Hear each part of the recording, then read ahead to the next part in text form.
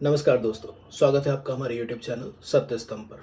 तो आज हम बात करेंगे दिल्ली के पॉल्यूशन के बारे में। ये बहुत ही गंभीर टॉपिक है जिस पर गवर्नमेंट को बहुत ही ज़्यादा चर्चा करनी चाहिए, जो इस पर नहीं कर रही है।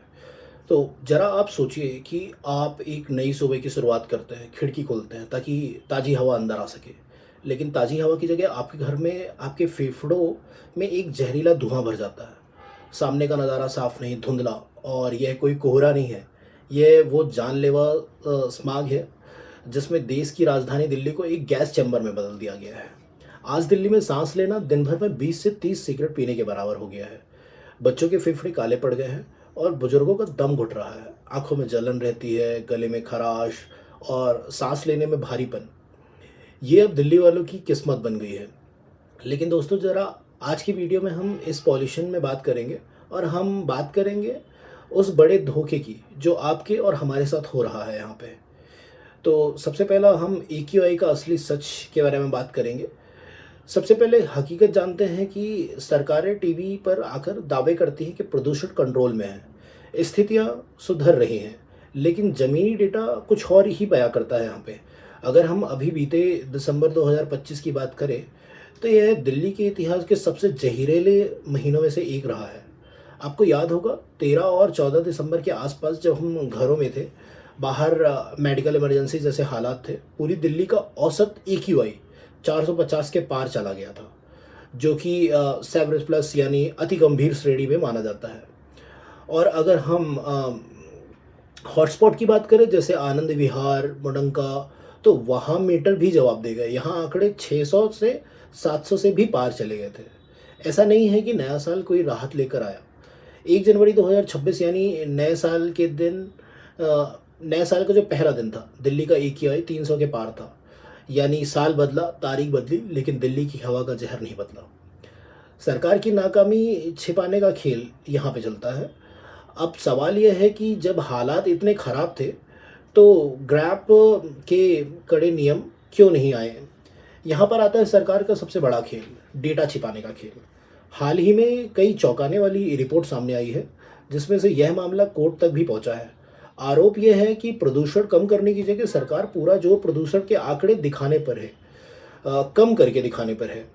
आप पूछेंगे कैसे? तो जहाँ पे भी मॉनिटर लगा हुआ है, जहाँ पे भी प्रदूषण सेंसर जो मॉनिटरिंग करते हैं हम, जहाँ पे जिस एरिया की एयर को वो कैप्चर करता है, वहाँ पे गवर्नमेंट आसपास क्या कर रही है, टैंकर से पानी का छिड़काव कर रही है ताकि उस एक्यूआई मॉनिटर पर जो पॉल्यूशन है वो कम दिखाई दे।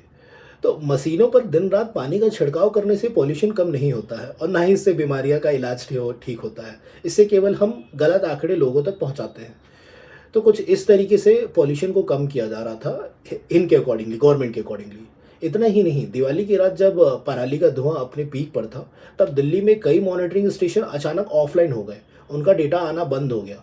संसद में सरकार ने सीना ठोक कर कह दिया कि 2025 में एक भी दिन सर्व प्रदूषण नहीं हुआ है। यह जनता की आंखों में धूल झोंकने जैसा है। जबकि सैटेलाइट इमेज और प्राइवेट डेटा साफ दिखा रहे हैं कि पूरा उत्तर भारत धुएं की चादर में लिपटा हुआ था। सुप्रीम कोर्ट ने इस पर सरकार को कड़ी फटकार लगाई और पूछा कि जब सब कुछ कागजों पर ठीक है, तो लोग बीमार क्यों पड़ रहे हैं? अब बात करते हैं उन समाधानों की जिनका बहुत शोर मचाया गया है। आपको याद होगा दिल्ली में कनॉट प्लेस और दूसरी जगहों पर करोड़ों रुपए, जी हाँ, जनता के टैक्स के करोड़ों रुपए खर्च करके बड़े बड़े स्मॉग टावर लगाए गए हैं। कहा गया है कि ये जादुई टावर दिल्ली की हवा को छान कर साफ कर देंगे। आज हकीकत क्या है? रिपोर्ट बताती है कि ये टावर या तो बंद पड़ गए हैं या इन पर ताला लगा दिया गया है। जब ये चलते भी थे तो इनका असर सिर्फ 100-200 मीटर तक सीमित था। यानी करोड़ों रुपए का धुआं हो गया और प्रदूषण रत्ती भर भी कम नहीं हुआ। ये टावर आज सिर्फ सरकार की नाकामी और स्मारक बनकर खड़े हैं। एंटी स्मॉग गन जो सड़कों पर पानी छिड़कती है, वो भी महज एक ब्रांड एड की तरह ही है। जब कैंसर जैसी बीमारी हो तो ब्रांड एड से इलाज नहीं होता है। सरकार कहती है कि गाड़ी कम चलाओ, मेट्रो और बस का इस्तेमाल करो, लेकिन सरकार ने पब्लिक ट्रांसपोर्ट को उस लायक बनाया ही नहीं है कि लोग पब्लिक ट्रांसपोर्ट का ज़्यादा से ज़्यादा इस्तेमाल करें। आज भी दिल्ली की हज़ारों बसों की कमी है, मेट्रो स्टेशन पर जाइए तो पैर रखने की जगह नहीं है, लंबी लंबी लाइनें हैं, लास्ट माइल कनेक्टिविटी पर अता पता ही नहीं है। जब तक आप पब्लिक ट्रांसपोर्ट को सस्ता, सुलभ और आरामदायक नहीं बनाएंगे, तब तक एक आम आदमी अपनी बाइक पर या कार क्यों छोड़ेगा? वो उसी पर जाना ही प्रेफर करेगा क्योंकि वो उसमें आराम से जा सकता है।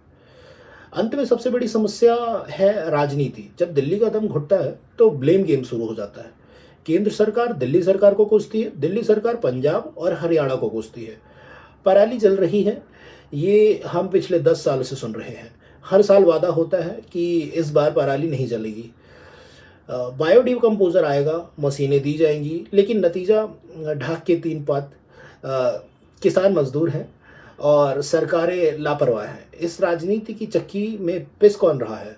हम आम आदमी। तो दोस्तों, निष्कर्ष यही है कि दिल्ली का ये पॉल्यूशन अब सिर्फ मौसम की मार नहीं, बल्कि एक सिस्टमैटिक फेलियर है। सरकारें फेल हो गई हैं हमें साफ हवा देने में।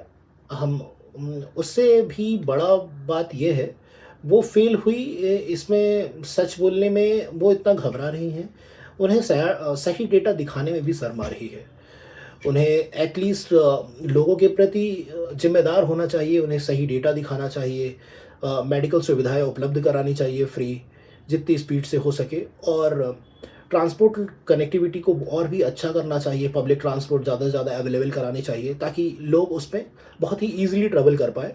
और उसमें भी उन्हें या फिर फ्री करना चाहिए, या फिर अगर वो फ्री नहीं कर सकते तो उन्हें थोड़े कॉस्ट कम करना चाहिए। तो ये रही दिल्ली की बातें और दिल्ली का पॉल्यूशन।